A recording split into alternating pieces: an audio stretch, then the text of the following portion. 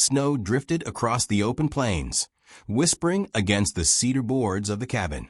The last light of day lingered low, stretching shadows across the white earth like long fingers of memory.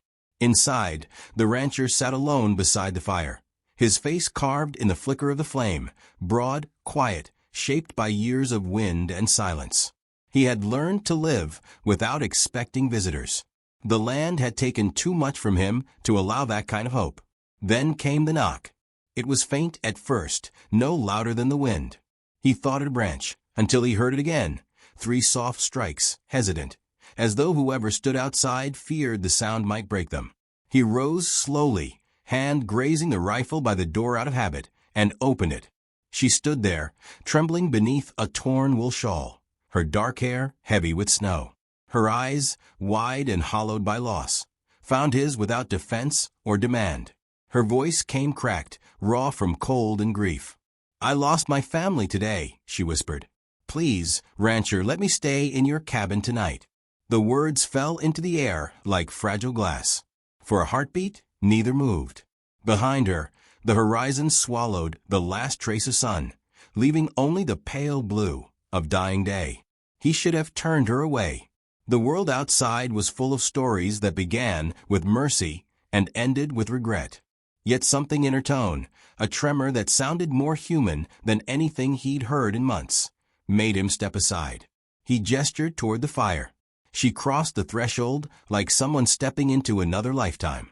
The heat struck her face, color returning in small, uneven patches.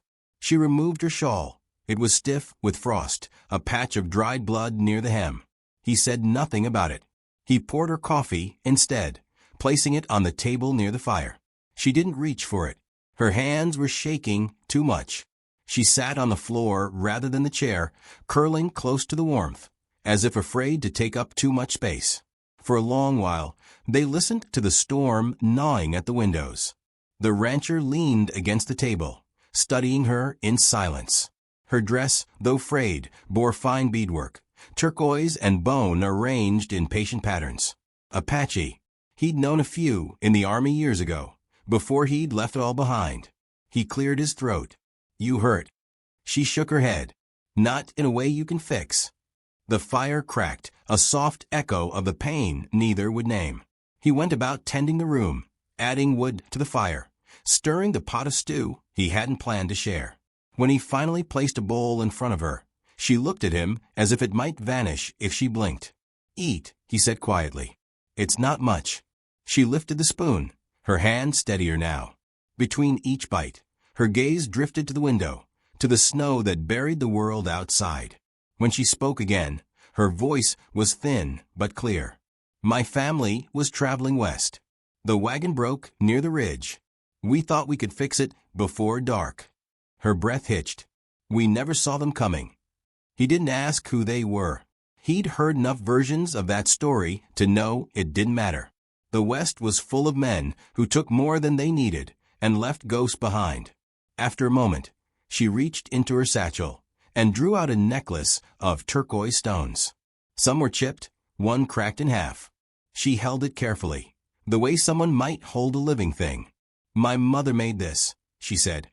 "It's all I kept." He nodded once, feeling the ache of recognition. On the mantel above the fire sat a locket of tarnished silver. Inside was a woman's smile, faded nearly white with time, and a small child's face beside it. He hadn't opened it in months, but he felt its weight now, as if the 2 lost souls inside were watching. Outside, the wind howled harder. Snow pressed against the door, a white fist that refused to be ignored. The fire sputtered, but did not die. She looked at him then, not at his worn boots or his weathered hands, but directly at him. There was no plea left in her eyes, only exhaustion and something quieter, like faith. "You don't even know my name," she murmured. "Don't need to," he said. "You're safe here tonight." For the first time, her shoulders dropped. She let the tension leave her bones, curling beside the hearth. The glow of the fire painted her skin in gold and shadow, softening the harsh edges carved by grief. He turned away, setting his hat on the peg, unsure what unsettled him more, her sorrow or his sudden wish to protect it. Hours passed. The storm outside thickened until it swallowed every sound. Inside, the rhythm of the fire and her slow breathing filled the room. He sat in the old chair by the window, watching snow climb the sill.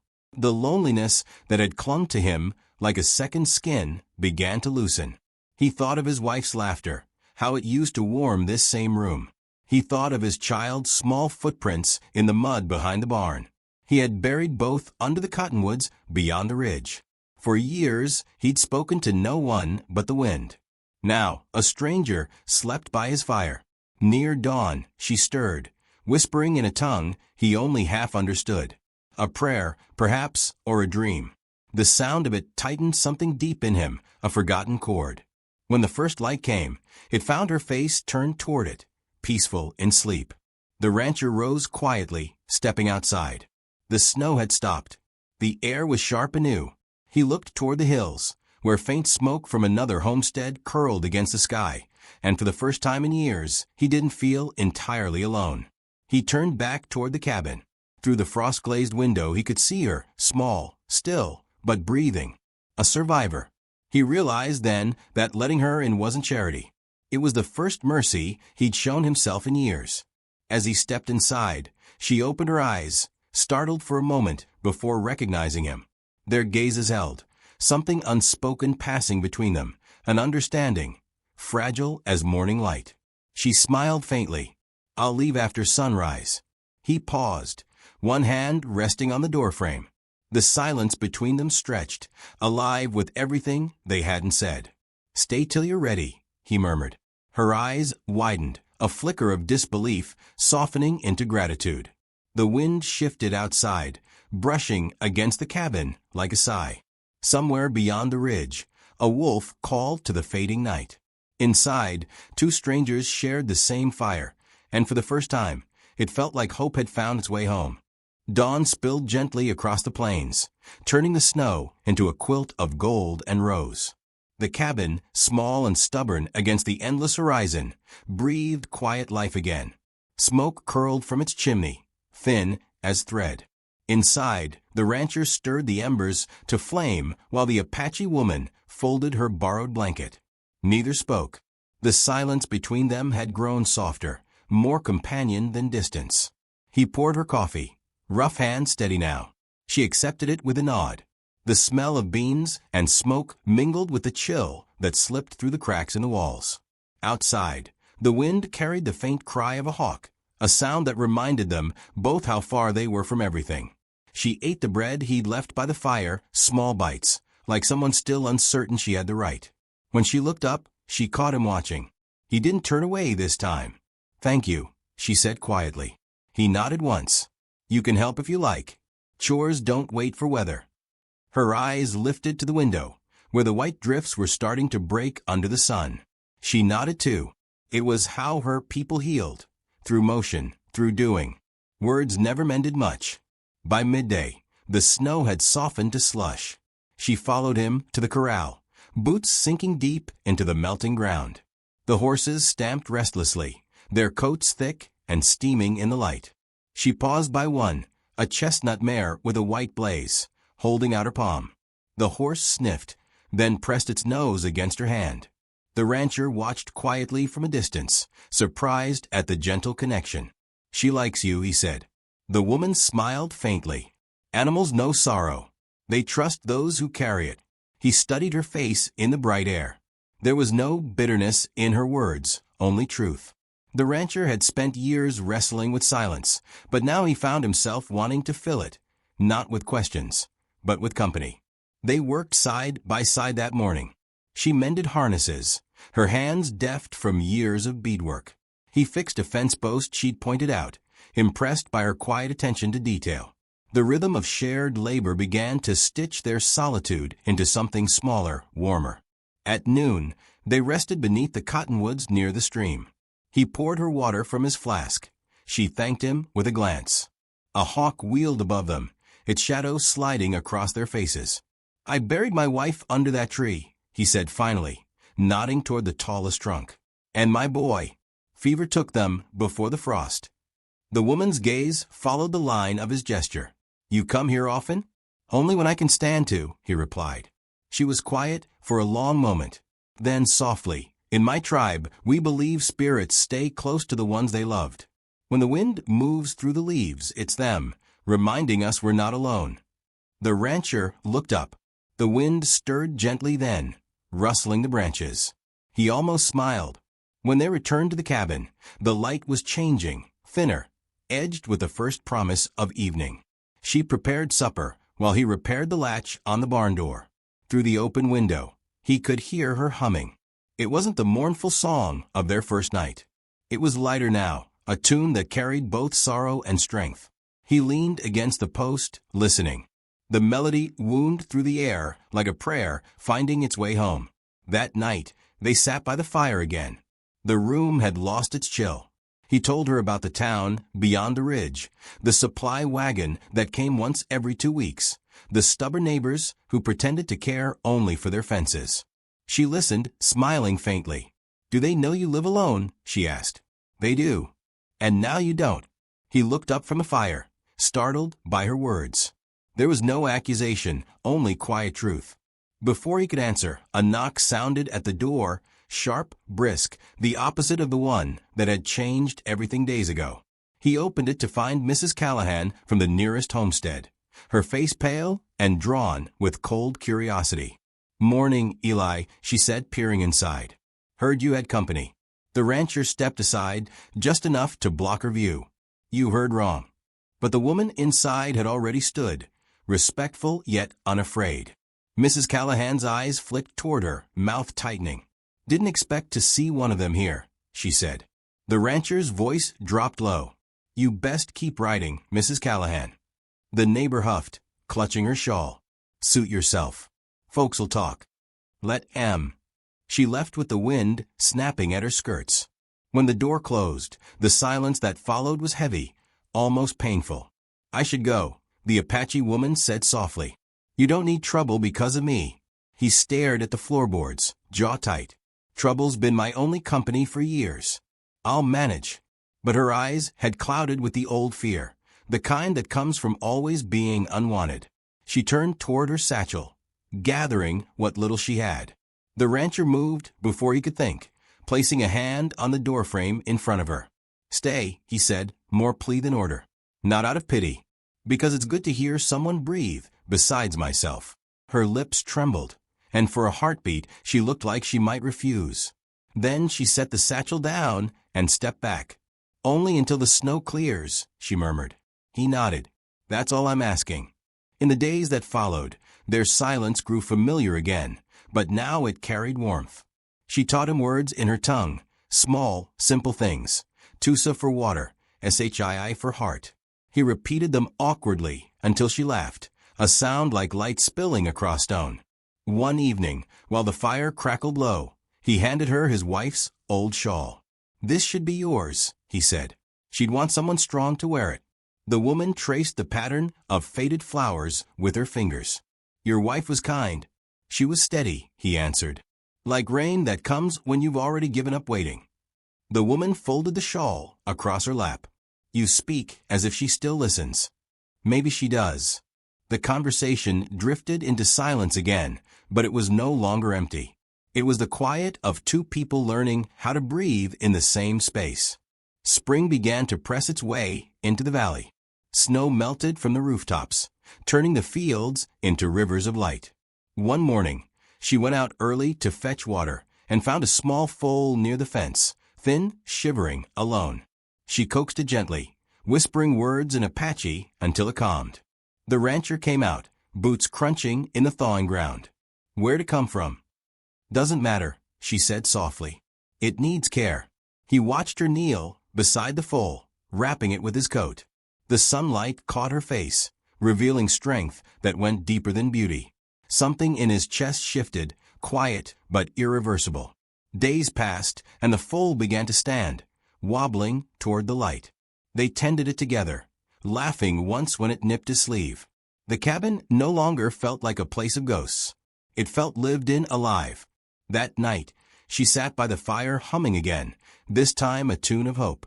He watched her, realizing he couldn't remember the last time he'd wanted a night to last longer. Then, through the fragile peace, a distant sound rose from beyond the ridge. Hooves, rough and hurried. The woman froze, eyes darkening. He saw the fear return, sharp and familiar. "Who is it?" he asked. She swallowed, voice low. "Men I prayed were gone." Outside, the wind turned cold again, carrying the echo of thunder that wasn't made by storms. The air thickened with the sound of hooves before dawn, a tremor that moved through the soil, like a warning. The Apache woman stood by the window, breath misting against the glass, watching dust rise on the far ridge. Her hands clutched the turquoise necklace at her throat, the one her mother had made, the beads pressing into her skin as if to remind her she was still alive. The rancher came to her side, his voice low, steady against the tension that had filled the cabin. "How many?" "3," she whispered. "Maybe 4. He stepped to the gun rack, lifted the rifle. "Could be riders from town." She shook her head. "They ride like wolves." The words hung between them, sharp and certain. She knew those men. Their shadows still haunted her sleep. The ones who had taken everything from her were returning, not for the rancher's cattle, but to finish what they'd begun. Outside, the sky was bruised with the last traces of night. Wind slid over the prairie, carrying the smell of rain. The rancher checked the rifle, then handed her the smaller shotgun from the corner. "If they come close, you don't hesitate." Her fingers brushed the weapon, uncertain. "I don't want more blood." "Sometimes wanting peace isn't enough," he said. She turned toward him, meeting his eyes. "You don't have to protect me." He held her gaze. "Maybe not, but I want to." The sound of approaching riders broke whatever words might have followed. The first figure appeared beyond the fence, leather coat, bandana drawn high, rifle across his lap. The others followed, moving in a loose arc, studying the cabin. Their laughter carried faintly over the wind. The rancher pushed her gently toward the back room. "Stay out of sight." But she didn't move. Her fear had changed shape. It was no longer something that hollowed her out, but something that filled her, that gave her reason to stand. "If I hide now," she said quietly, "I'll always be hiding." He looked at her, then really looked, saw the strength in the set of her jaw, the calm fire in her eyes. He nodded once. The men dismounted near the corral, boots sinking into mud. The leader stepped forward, grin sharp beneath the brim of his hat. "Morning, friend," he called. "Heard you're harboring someone belongs to us." The rancher stepped onto the porch, rifle in hand. "No one here belongs to you." The outlaw laughed. "She killed one of my men last winter. Left him for dead. We're just here for what's ours." Inside the cabin, her pulse roared in her ears. She remembered that night too clearly. The fire, the screams, the way the world had gone red. She hadn't wanted to kill. She'd only wanted to live. The rancher's voice cut through the wind. "You'll find nothing here but trouble." The leader spat into the dirt. "Then we'll take that too." The first shot split the silence, hitting the porch rail in a burst of splinters. The rancher fired back, sending one man sprawling into the mud. Horses reared, the others ducked for cover. The woman moved without thinking, loading the shotgun the way he'd shown her days ago. The weight of it steadied her hands. When a second outlaw came around the side of the cabin, she fired once. His hat flew off, the man diving for the ground. She didn't miss the next shot. Inside, the smell of gunpowder and smoke mixed with the scent of pine and ash. The rancher crouched by the doorway, firing between the gaps in the wood. Bullets tore through the shutters, the table, the wall behind them. Then, as suddenly as it began, silence fell.